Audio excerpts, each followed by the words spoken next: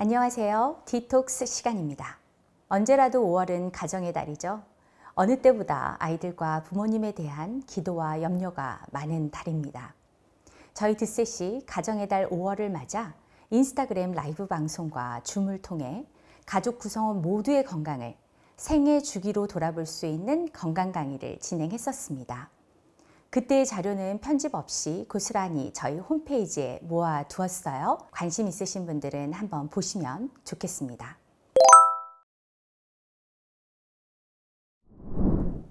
오늘은 그중 아이들 건강관리에 대한 내용만 모아서 정리도 한번 해드리고 또 그때 나왔던 질문들 중에 함께 기억하면 좋을 내용들 Q&A 형식으로 공유해 드리려고 합니다.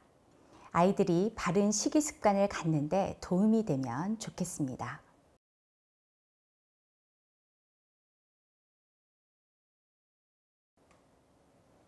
임신의 전 과정이 다 힘들지만 임신 4개월 차쯤이 태아에게 변화가 극대화되는 시기라 힘든 때입니다.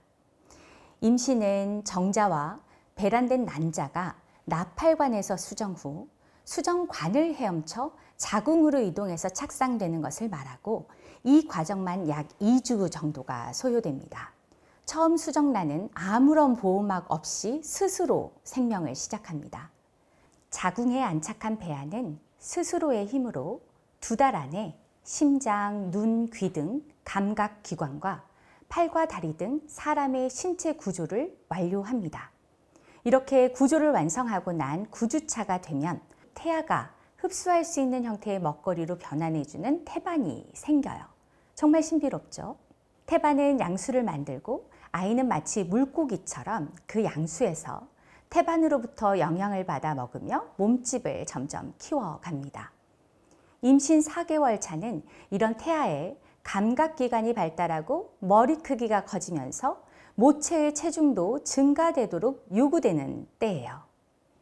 아이가 크니까 엄마의 소화기도 눌러서 소화가 잘 안 되죠. 드셋 리퀴드밀은 소화기관의 발효 과정 없이 빠르게 혈액이 되니까 엄마와 태아 모두에게 좋습니다. 수시로 드시고 이렇게 소화기관이 눌리고 활동성이 떨어질 때일수록 식사는 규칙적이어야 합니다. 아무 때나 먹고 또 먹어야 할 때 안 먹고 그러면 안 돼요. 소화기관은 음식물을 분해해줄 소화효소를 미리 준비하는데 이 음식 섭취 활동이 규칙적이어야 소화효소 분비 시간도 규칙적으로 세팅할 수 있게 됩니다. 식사 시간을 정해 잘 지켜서 드시고 식사 후에는 잉여의 노폐물이 남지 않도록 식사가 온전히 발효돼 혈액이 되도록 드셋 애프터밀 꼭 챙겨 드시고요. 임산부뿐만 아니라 누구라도 소화가 안 될 때에는 무리해서 일반 식사를 하지 마시고 리퀴드밀이나 조금 더 든든한 곡류효소 식사, 파우더밀로 드시면서 대체하셨으면 좋겠습니다. 임산부는 이미 몸에 시시각각 변화가 일어날 때예요. 그래서 굳이 풀데이 절식으로 또 다른 변화를 더하기보다는 수시로 드시면서 영양 채우시고 식사 후 애프터밀 잘 챙겨 드시고 소화가 부담스러울 때 한 끼씩 수시로 리퀴드밀이나 파우더밀로 대체하시는 정도면 충분합니다.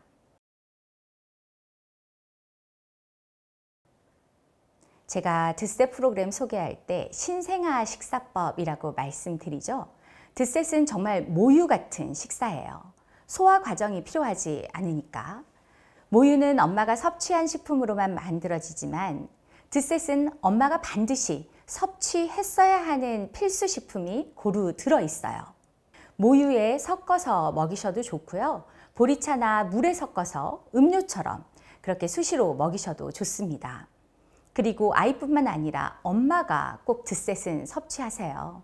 아이가 생후 2개월이라면 엄마는 출산한 지 2개월밖에 안 되었다는 뜻이니까 아직 몸이 회복기시잖아요.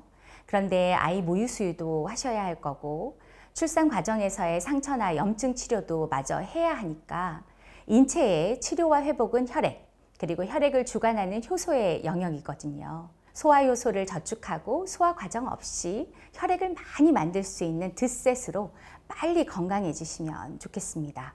정리하면 아이도 엄마도 리퀴드밀 수시로 드시고 엄마는 식사 후 애프터밀 꼭 챙겨 드세요.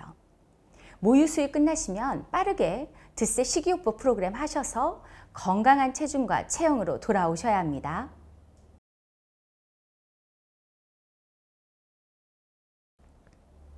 모유 수유를 굉장히 오래 하신 건데 정말 수고 많으셨습니다.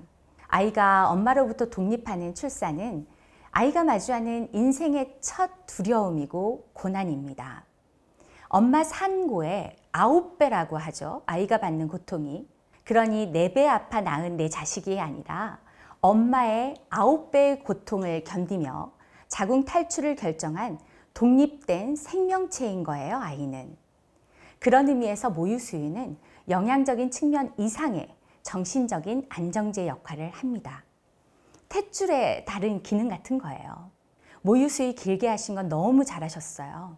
이제 이유식을 시작하셔야 할 텐데 이유식은 아이의 효소 분비 체계에 맞춰서 진행되어야 합니다. 보통 아이들은 태어나 6개월이 지나면 췌장에서 탄수화물 분해 효소 아밀라제를 생성하기 시작해요. 그래서 이유식은 곡류로 시작하시는 겁니다. 그런데 곡류는 가열해서 섭취하셔야 돼요. 생쌀을 먹으면 누구나 배앓이를 하니까요.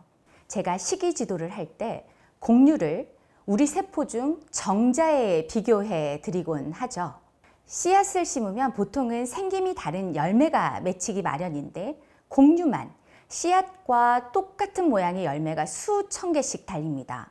그래서 곡류의 파워는 어마어마하고 잘못하면 탄수화물 중독이나 혈당 상승의 원인이 되기도 하는 식품인 거예요. 특히 가열 식사는 장의 연동 운동과 소화 효소를 듬뿍 동원해야 하는 식사인데 아이는 장의 운동량도 딸리고 분비할 수 있는 소화 효소도 많지 않아요.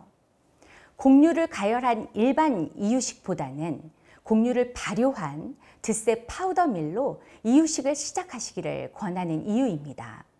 일상에서 리퀴드밀 수시로 먹여주시고 이유식은 파우더밀로 시작해 보세요. 일반 가열식으로 이유식을 시작하면 아이들이 변비를 경험하거든요. 그런데 드세 파우더밀로 시작하시면 아이 변비 없이 이유식 시작하실 수 있습니다. 그리고 수분, 물 충분히 먹여주셔야 합니다. 아이들의 신장 기능이 성인의 절반 정도밖에 되질 않아요. 그래서 수분은 의식적으로 충분히 먹이지 않으면 체내 노폐물, 소변과 체액을 처리하는 능력이 아이들은 현저히 떨어집니다. 물 마시는 습관이 살면서 정말 중요한데 이는 유아기 때 미리 세팅해 주셔야 해요.